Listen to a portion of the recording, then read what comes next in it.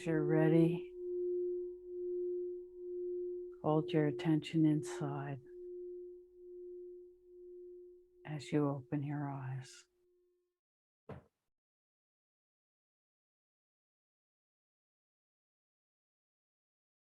How may we serve this morning?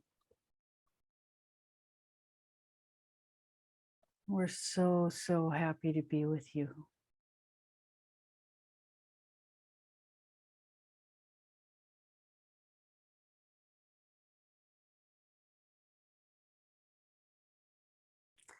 So we're going to talk a little bit about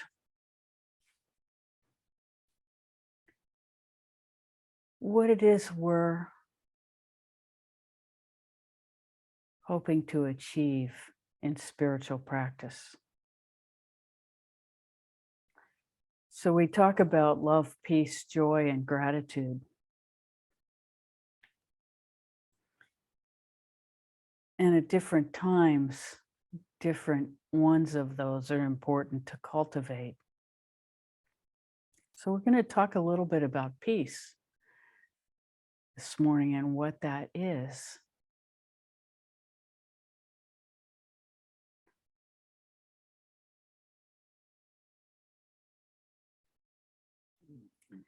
Peace is when there's that stillness that's available within us.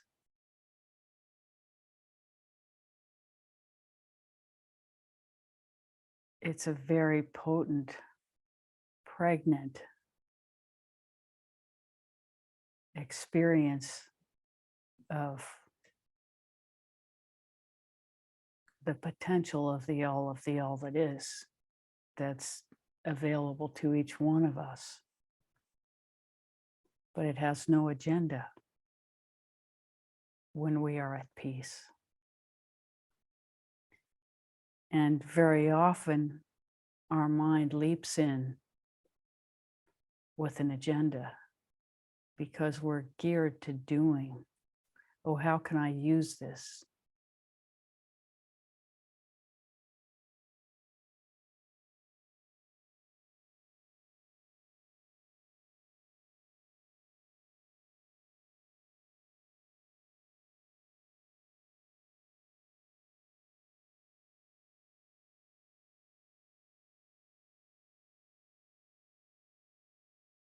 When we can breathe into that and allow the thoughts to be quiet or ignore the thoughts, which is really very much the same experience. It's not that we try to block the thoughts.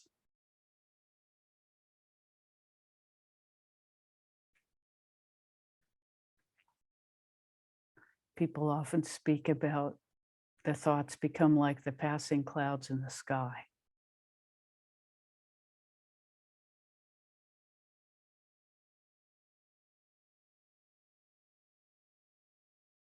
And with the option to choose connection to infinity, why would we pay attention to the clouds? Or another analogy is sitting at the bottom of the ocean.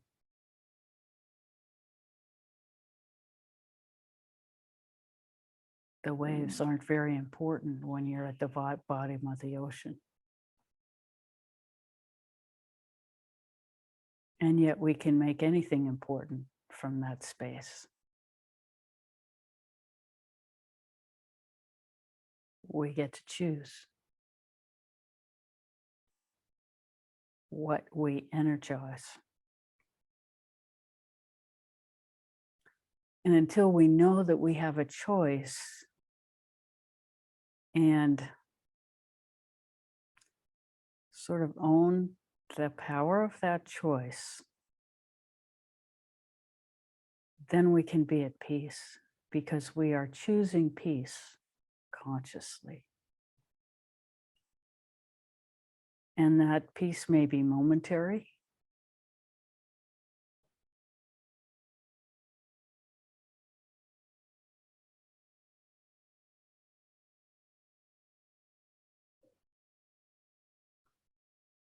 but we want to cultivate the habit of choosing that peace.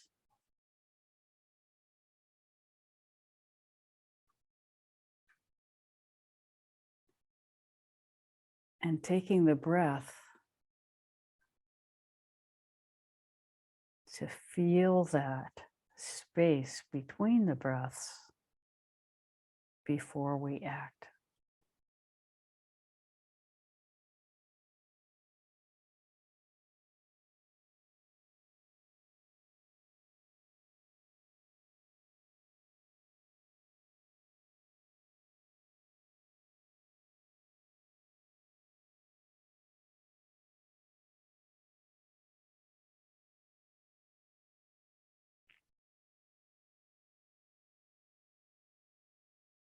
So then there's the question, is peace a choice?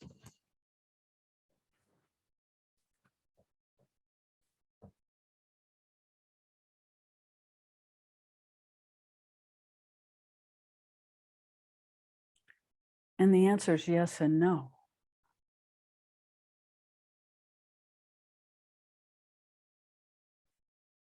Because there is the understanding that there is that which we can control and that which we can't.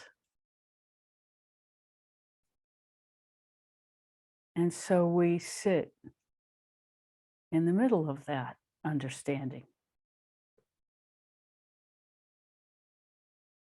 That is equanimity.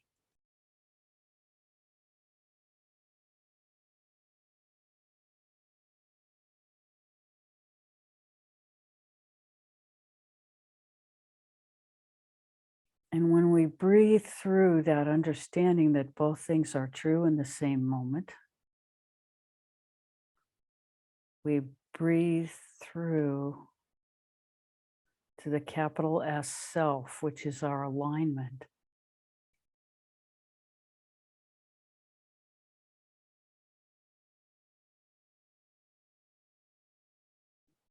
And there's the peace.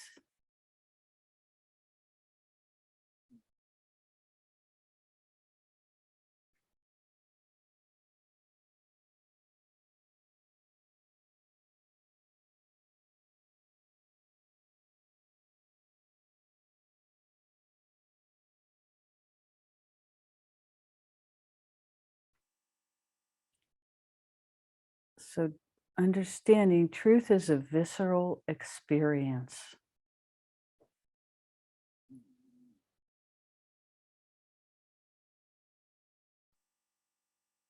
Energetic experience.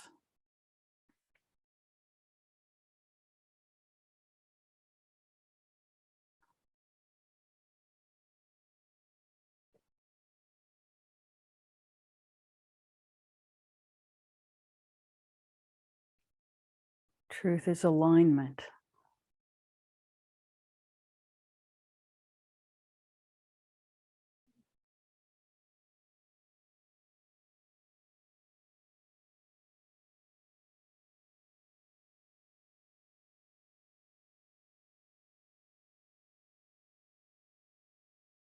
We welcome your questions.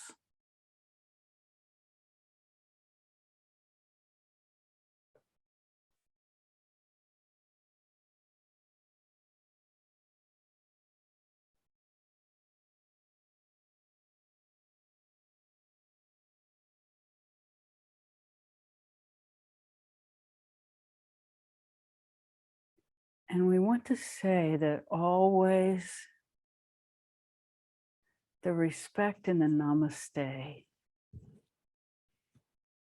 is you respecting your highest self.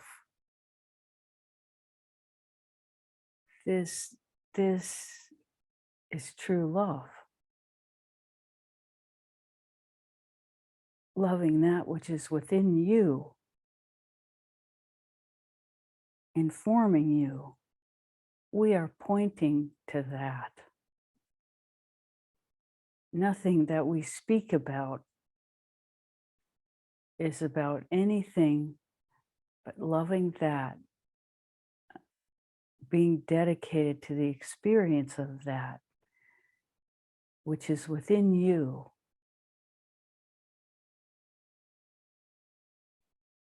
which contains all the love, all the peace, all the joy, and all the gratitude, which informs us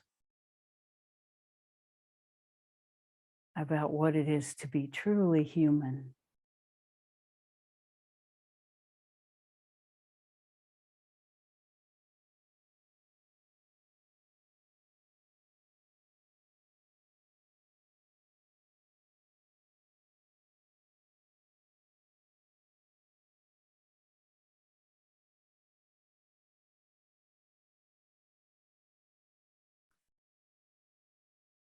We cannot offer these things to the others in our life without deeply experiencing them within ourselves. And yet that experience is a constant cultivation.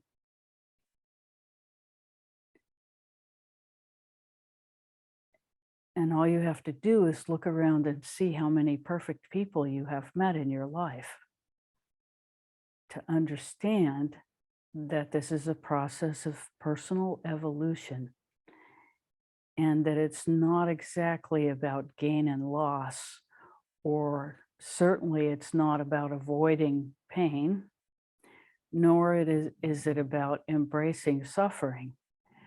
It's about allowing yourself to move internally toward love, peace, joy, and gratitude. These are not things that we impose on ourselves externally and superficially try to express in our lives. These are lived through, cultivated, simple experiences of alignment with that which is our source energy. To name that source is to limit its power. To apply any gender or any specific identity to that source is to limit it to our language. Our language is limited to three-dimensional reality because our language is an expression of our perception in this dimension.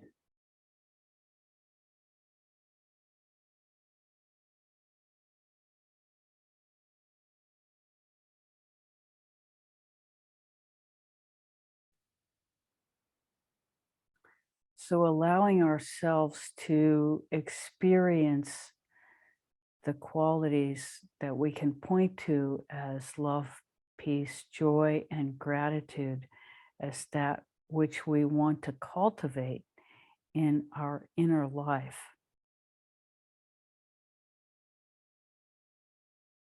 Allowing those things is the greatest gift of love we can give to ourselves and the world.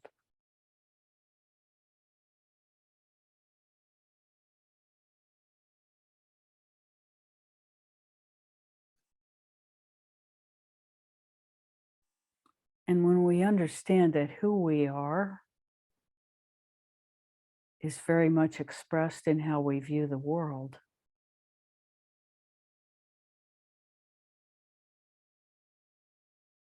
because what we see is who we are.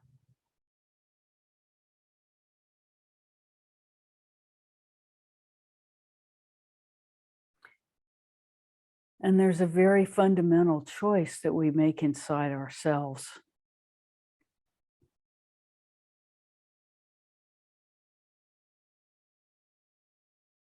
Do we perceive the world as a safe place or an unsafe place? That's saying, do we perceive our deepest inner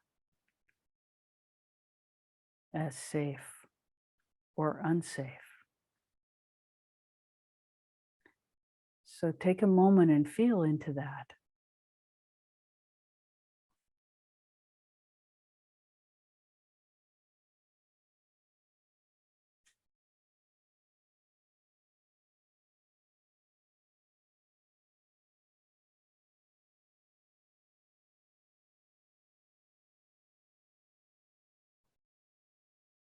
And in asking that question and feeling deeply, deeply into it, there is an acceptance of both.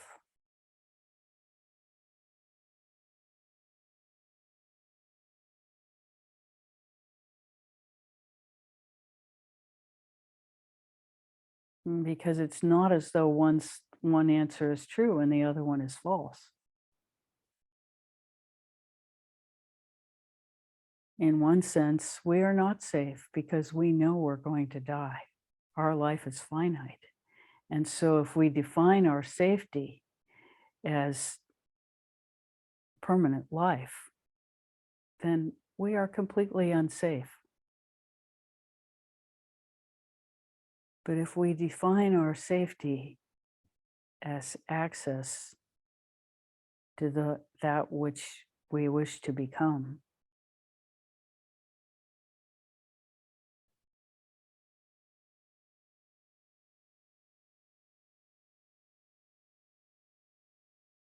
then there is safety because we acknowledge that what we are is love itself.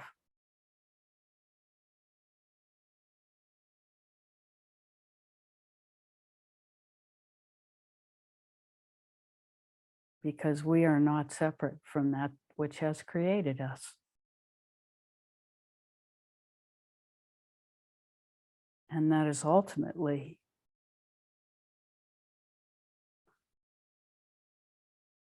the safety we are seeking. The safety we are seeking is love itself.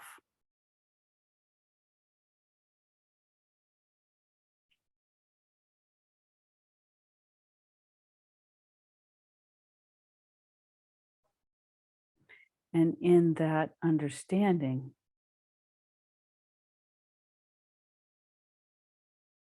are all the qualities which we seek: love, peace, joy, and gratitude.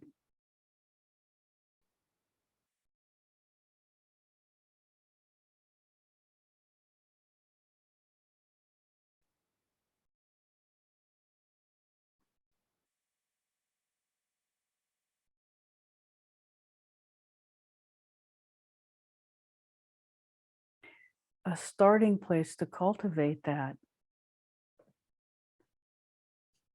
is accepting our innocence.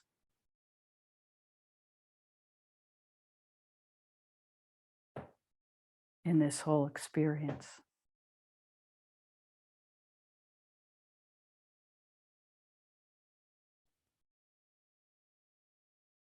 We can just say, I am innocent.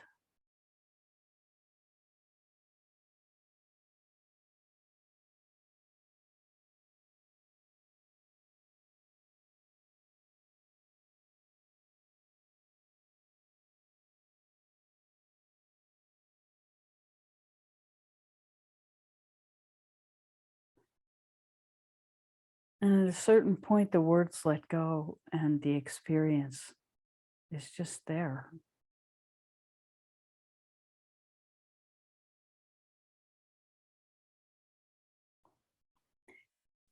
How may we serve?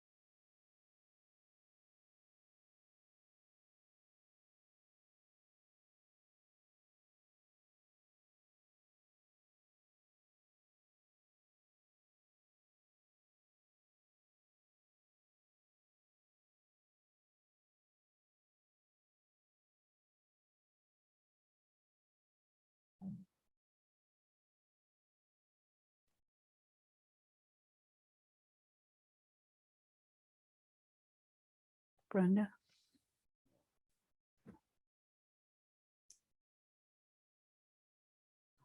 Andrew?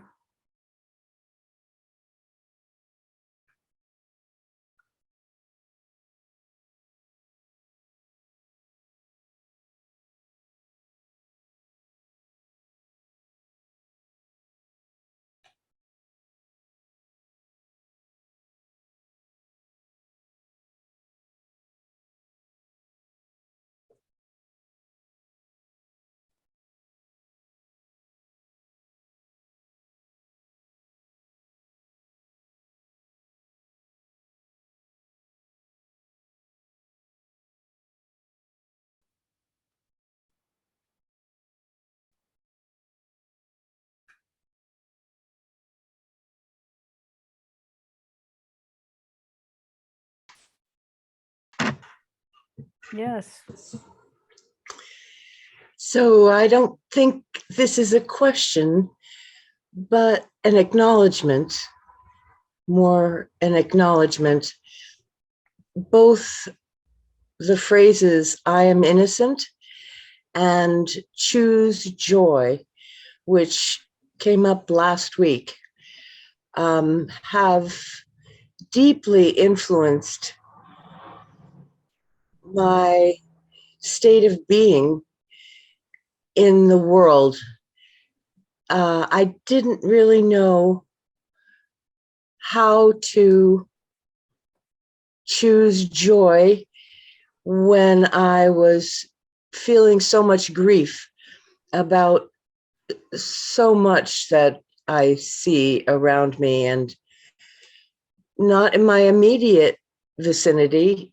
I feel very safe here, but in the world at large. And that had been hard to ignore, and I didn't even feel like it should be ignored. But choosing joy seemed to be in opposition of that, with that. And I realized I had a childish idea that joy was whoop-de-doo, kind of, exuberance and that sort of thing. And what I've been getting is no, it's really deep and quiet, and is always available. I'm not always accessing it, but it is always available to me. And the I am innocent goes along with the meditation on that says, I love you, thank you, I'm sorry. And I've always known when I say I'm sorry, what I'm sorry about. And mostly it's a lack of connection with my higher self in whatever circumstance or mental thing. But knowing also that I am innocent is really a great addition to the I'm sorry. It leads somewhere. Whereas I'm sorry felt sort of like, and then what? You know, a lot of my inner work has always felt like pulling myself up by the bootstraps, like, well, how do you do that? And I just appreciate so much the insights that you've given. Even though they're in words, they become something more as I explore inside what that could mean. Anyway, thank you so much. You are so welcome. Thank you so much for this beautiful, beautiful report. Because this is what we're talking about. Amazing validation.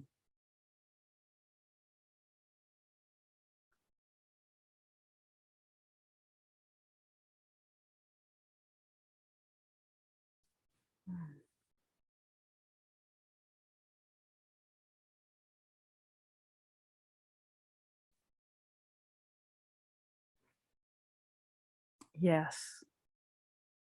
The joy. is both the qualities that you expected, but it comes from this deep, deep, deep place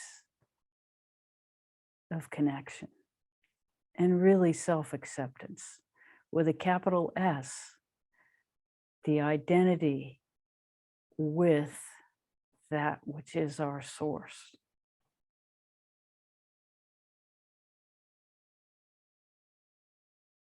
And that's always there,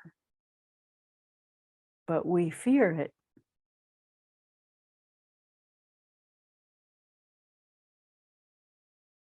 And often treat it as though it's some other, when it's the truth of who we are, what we are.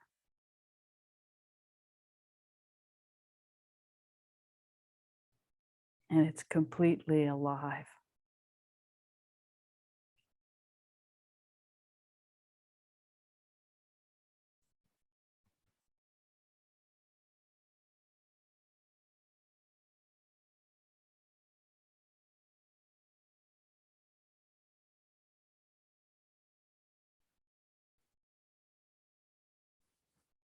How may we serve further?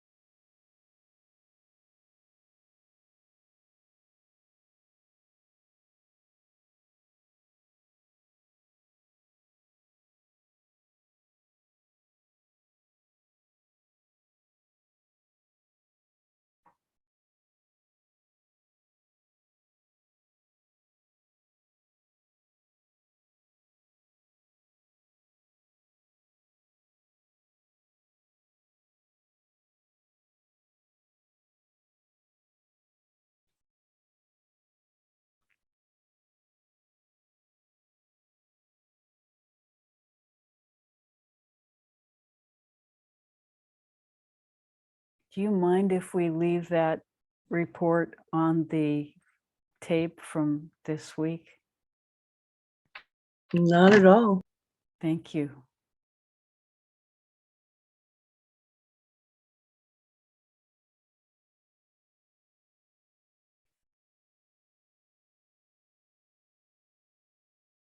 We think it's important for other people to know that this works. Yeah.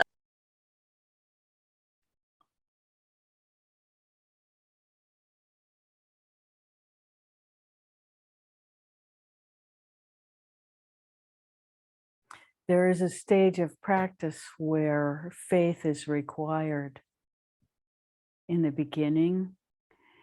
And so to have the experience of another reporting that that faith is worthwhile,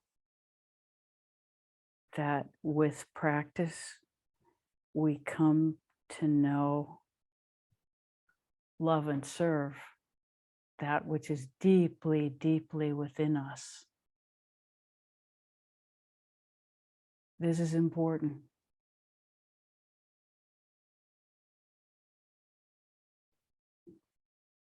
The faith doesn't have to be long because we experience our success a few times and then it's no longer based on faith, but experience.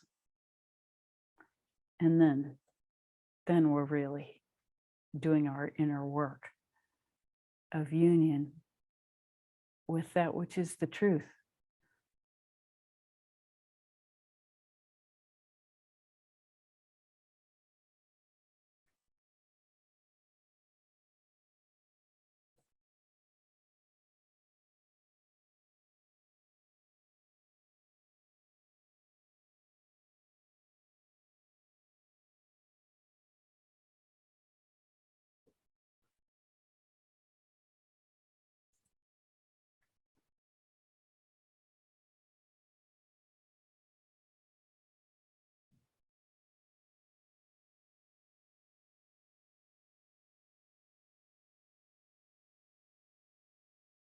we think this understanding that that which is safe within us is not our physical body.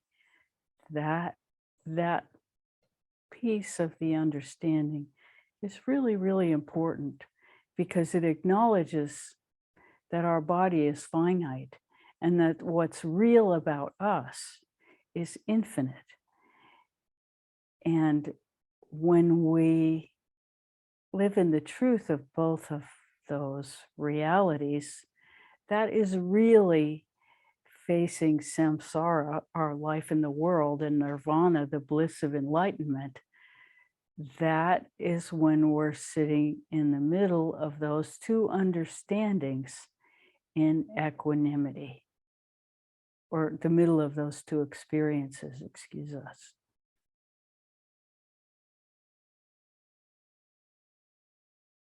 That is peace, sitting right in the center between the finite and the infinite.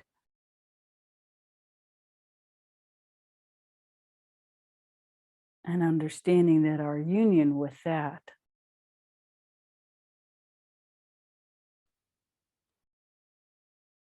in all its complexity and all its simplicity in the same moment.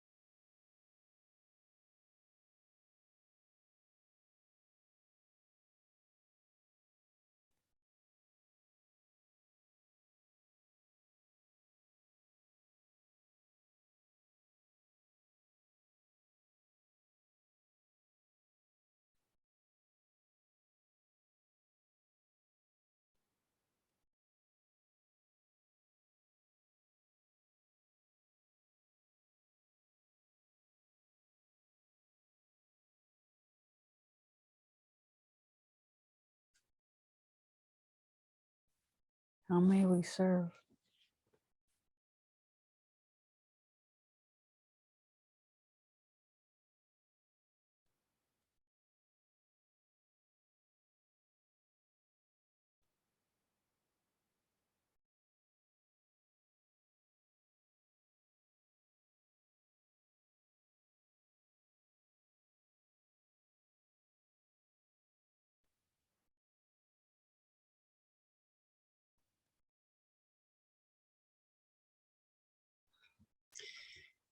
it's me again. I wanted to leave enough space so that I didn't interrupt someone else. But I realized that I had a question. I do have a question. Starting today and in the week ahead, there are going to be more challenges than we have experienced in months. They're positive. They could be positive. And I realize, though, that I have a lot of work to do in these challenges, and I have always sort of treated them as job to do, and I get it done and I'll be so glad when it's over, instead of somehow being there for the process. For example, if we had a gathering at our home, I would do the hostess with the mostest thing as best as I can, and then not have time to actually be with the people and be so relieved when they all went home. I love them. I loved listening to their conversations, but it was kind of, I was missing. And I know that that's, I feel inside of me that that's not all that's available to me, but I really am I'm a double Capricorn and I get things done. And so, how do I get things done and relax and be there through it all more? That seems to be a lifelong challenge for me. Well, this is a very interesting question, because when you are the host or hostess, it means that you are taking responsibility to be the foundation for the event. And so that means that you are by nature, depending on how many people are involved, you are by nature providing the ground for the event, which means that you cannot be personally in deep connection with every person and not be ignoring the whole. So this is the dilemma. So what to do is to be so comfortable in yourself with that situation that you know you can't be deeply personal with everyone without ignoring your responsibility, your true responsibility, which is creating the foundation for the event. Now, if it's only 4 people, then you can get things going and participate with whoever you're next to or whoever's across from across the table, and actually be host and participant at the same time. If there are more people than that, it becomes more complicated, and it's exponentially more complicated with each additional person. So when you understand that, then you understand your role is creating a foundation of flow, which makes your job becomes keeping the flow with everybody, between everybody else, so that there's nobody sort of feeling left out. And that's a different job from, the intimacy that one would hope to have from a gathering. And so when you understand that each person adds an exponential variety to the event, then you are a circus manager. And that's a completely different role than the intimacy that you are hoping. to have. So you understand the possibilities within each type of interaction that you have. A one-on-one interaction is very different from a 1-on-10 interaction. And so having that understanding, you can adjust your expectation for what your role is if you are a participant in a gathering rather than being the host. That's a different role also. And so each of our roles in these experiences can determine our expectation of what success in that experience will feel like, and we're always labeling ourselves as success and failure. And when we reach the stage of comfort in ourselves where we're not taking personally what's happening in the interactions around us, then we have even more ease to fulfill, for want of a better word, the role that we have chosen for ourselves. And really, it's a choice that we make based on our understanding about what our particular role is and what we hope to facilitate. And the more open we are in ourselves, the more flow we have within ourselves, because we're not limited by fulfilling some desire within us, but we are more attuned to serving the environment, serving the people in it, serving the event itself. Then what happens can be a joy to experience. Does that help at all? Yes, it does.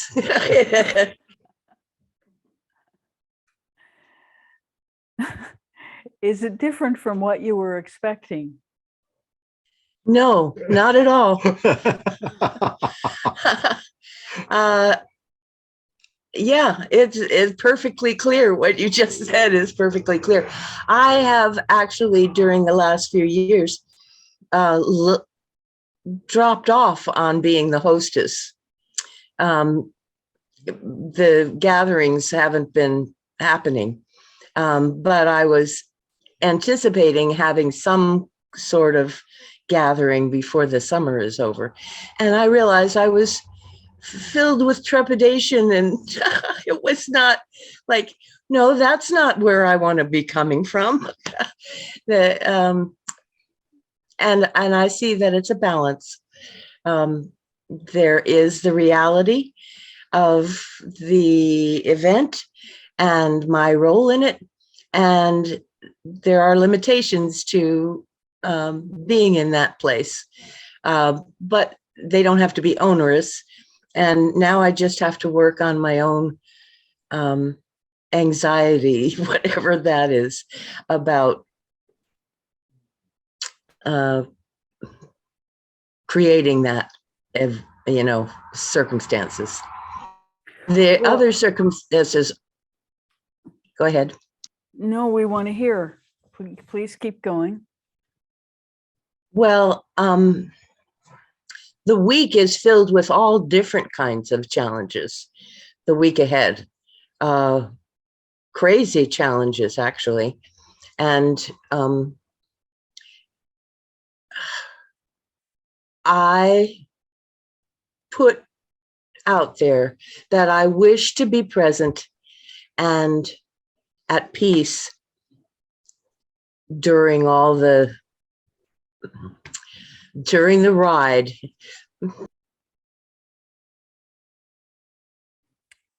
Well, we're going to say a bit about crazy experiences, because we all have unpredictable circumstances to face in our lives. And our perspective is that the more you can be at peace within yourself, the more effective you are at being in a balanced place of non-judgment to allow the craziness to just flow through and not get stuck. It's when we get stuck in craziness that we become crazy. And that's because we respond to it in some personal way. That's what the word trigger means. We respond to the craziness with our own craziness. And whenever we do that, that alerts us to a bit of crazy that needs attention within us. So there's no harm in becoming crazy. It's just an alert that we have some work to do in ourselves to address the blessing of awareness of a trigger. This is truly how we evaluate crazy in us. It's not something to be rejected or to reject ourselves about. It's a blessing of where to put our attention next to become more and more refined in ourselves. Because our normal matrix of belief that is that any craziness that arises within us is failure. Not true. Craziness is the blessing of increased awareness of what is dis-ease within us. So the experience of craziness is the opportunity to pursue a deeper level of health within us, because we can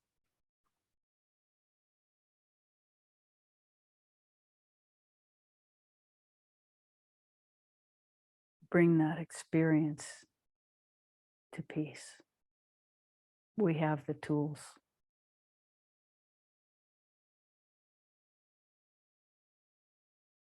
This is power. This is personal power. And this is what is meant by personal power. It's not power over any other. It's the power to engage and declaw our own craziness.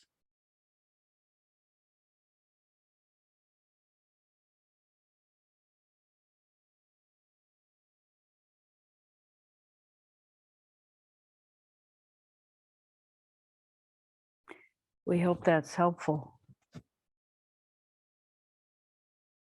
Always.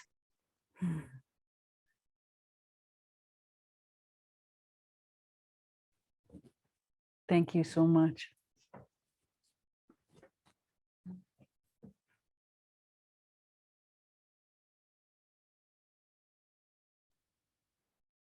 How may we serve further?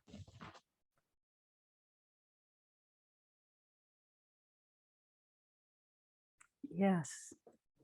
Discuss the concept of spiritual progress, like something that is here anyways.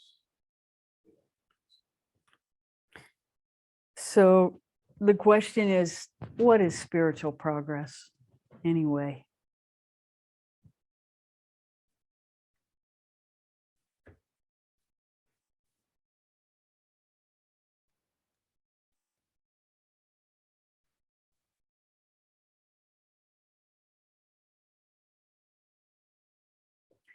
We would say that spiritual progress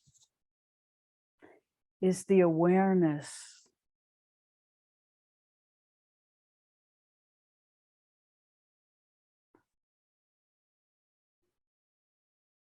that spiritual union with our own source, that self-responsibility for that spiritual union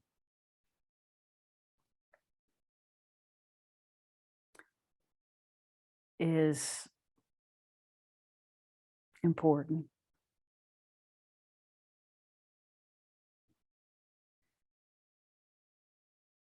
That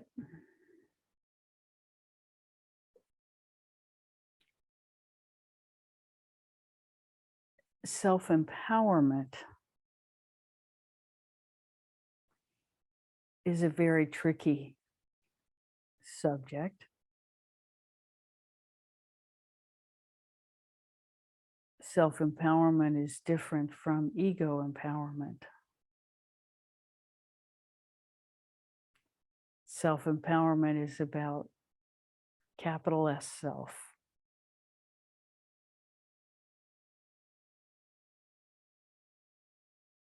Ego empowerment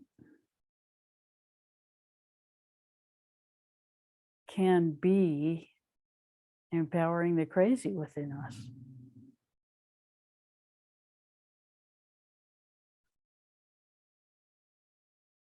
And so the razor's edge is really an apt description of spiritual progress.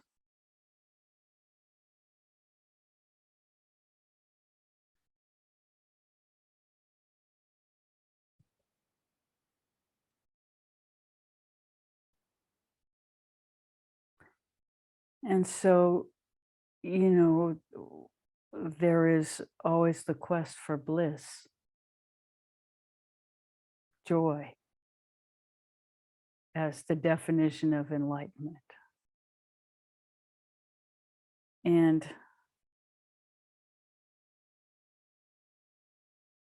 that is a part of love, peace, joy, and gratitude.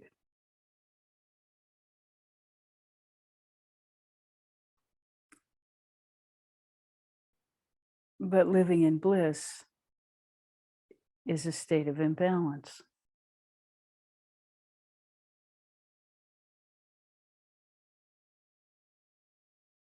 A healthy person, a healthy human being, experiences all feeling states at the appropriate times as an appropriate reaction to external input.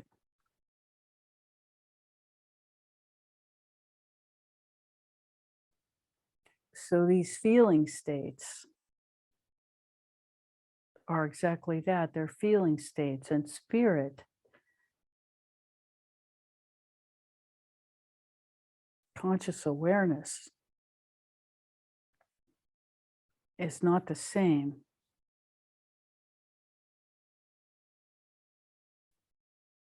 as feeling state.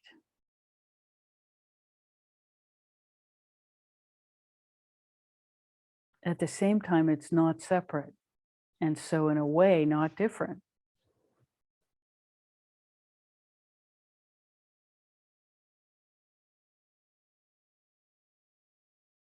So we will return to the earlier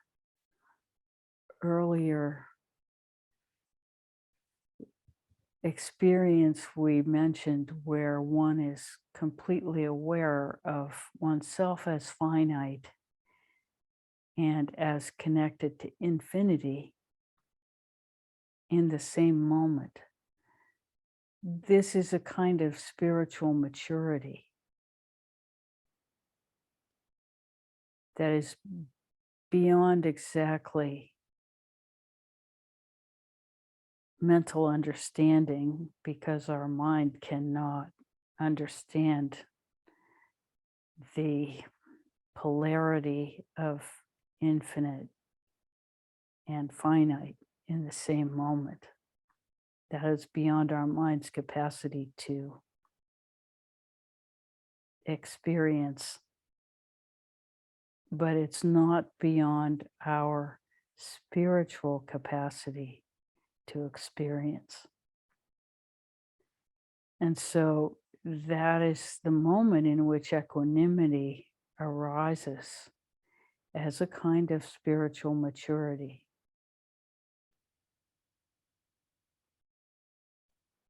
At the same time, we all know that in a moment we can be reduced to a tantruming child. We have that whole range of capacity within us. And having experienced the infinite does not limit our range to that.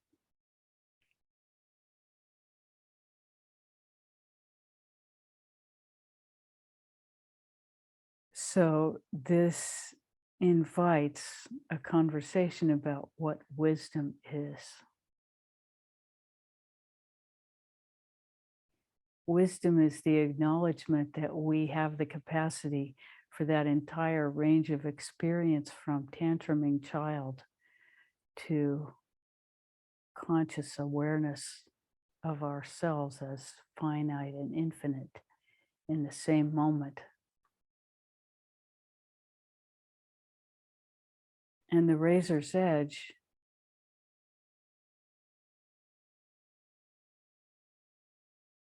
is knowing where we are in that range of experience.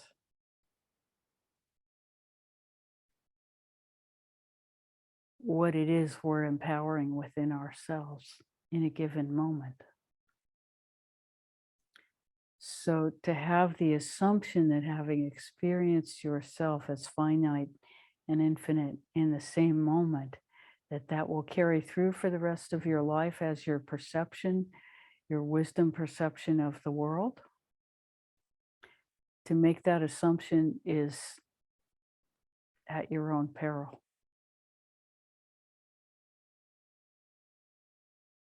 Better to assume that you will be a tantruming child forever.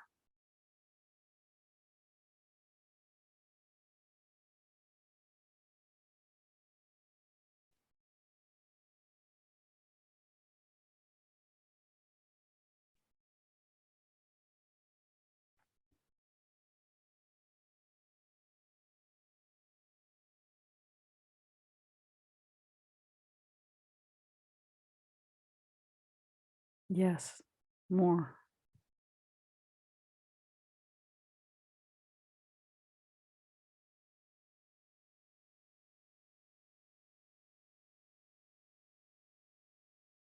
Seems that time is irrelevant in this process. Absolutely. Time doesn't exist when we're in this part of the process. In infinity, there's no time.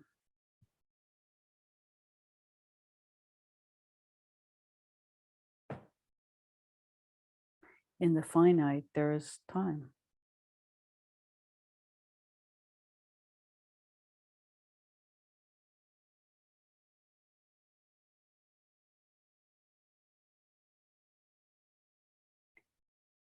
So in spirit, there is no time.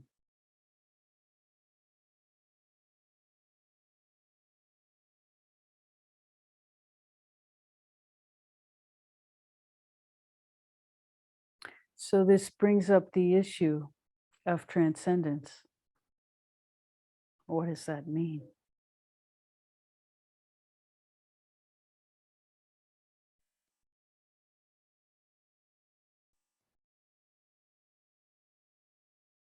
Transcendence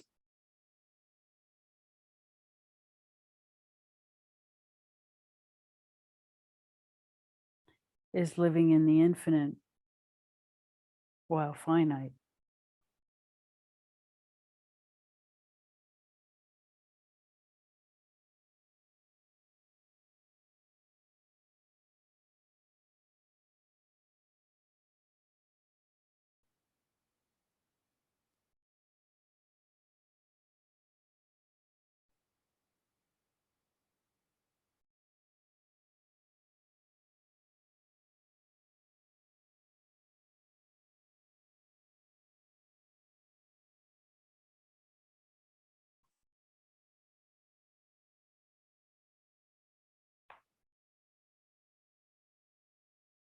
Does that help?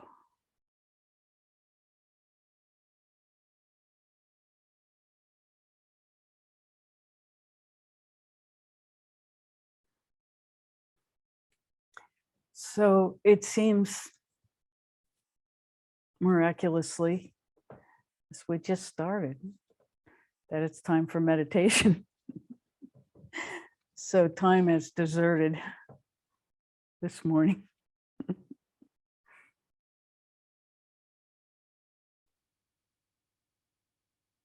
We are so happy to be with you. We are in admiration of the questions you have brought to light this morning.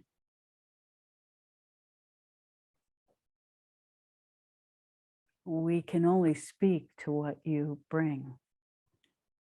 So we bow to your process, to your evolution, and to the awareness that you have brought forward this morning. Thank you.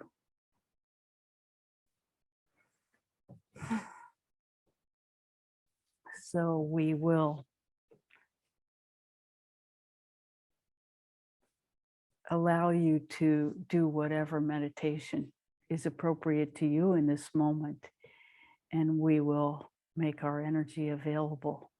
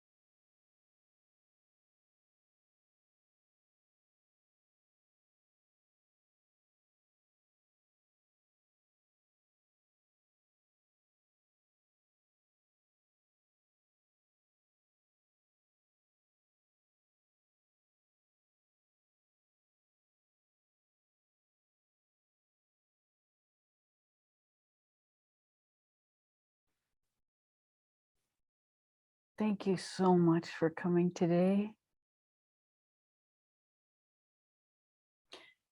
We have to tell you, we're going on vacation for the next 2 weeks. We'll be in Nova Scotia. And we're thinking it'll be too difficult to do a program. Between the time difference and the location challenges, we may not have good Wi-Fi. So we will be out of commission for the next 2 weeks, but totally enjoying probably early fall, late summer. We don't know in Nova Scotia. So till then, 2 weeks from now, I think September 11th, we will be back online. So enjoy yourselves between now and then. And we're not so good with language right now, so we'll stop while we're ahead. So much love to you. Namaste. Love you. Namaste. We love you.